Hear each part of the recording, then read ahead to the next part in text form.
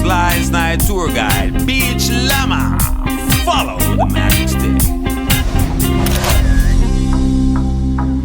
Ladies and gentlemen, welcome to another edition of your Snide tour guide. In this episode, we're gonna revisit the north shore of Aruba and head to its famous attraction, or to be more specific, the ruins thereof. In its heyday, you might have seen it plastered on a postcard, a t-shirt, or a refrigerator magnet. This wasn't just any old rock formation, it was a bona fide superstar, creatively named the Natural Bridge.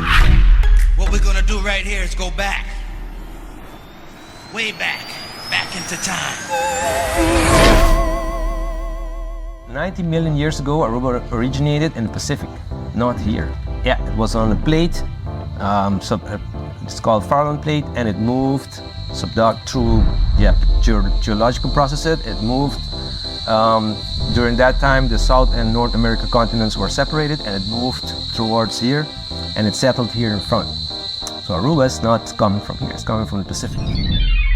And it's comprised out of a myriad of geological elements such as lava, quartz, and limestone, just to name a few. During the process propagated by the movement of the plate tectonics from the Pacific to the Caribbean, the formation of the island was slowly shaped and settled into its current location. This helped with the creation of coastal aesthetics chiseled by millennia of breaking waves, winds, and geological movements. The Natural Bridge was an arch standing 25 feet high and spanning 100 feet across.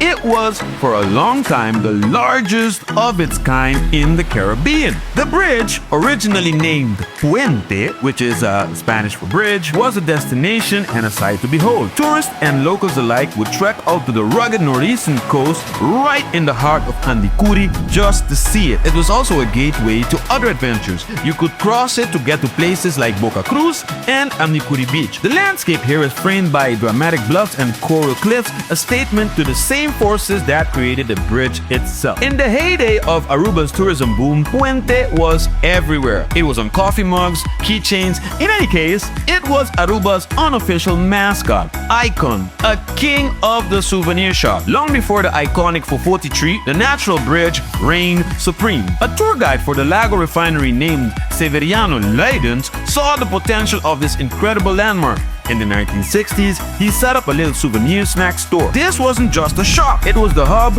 of the entire experience. You could grab a cold drink, buy a trinket, walk over the bridge, take a snapshot, and chat with Severiano and other locals who would delight you with tales of our Aruba. On September 2nd, 2005, after centuries of relentless erosion from the very waves and winds that created it, the main bridge collapsed. It wasn't a big dramatic movie scene, it was a natural process reaching its inevitable conclusion. The Natural Bridge site remains one of the most visited places on the island. People still come to see the majestic remains, a ghostly monument to what once was. It's a powerful reminder of the duality of nature's incredible power of creation and destruction. Just a few feet away at the same site stands the Baby Bridge, a smaller, younger sibling. It stands as a testament to the fact while some things fade, the cycle of nature continues, offering a nostalgic glimpse of what the main bridge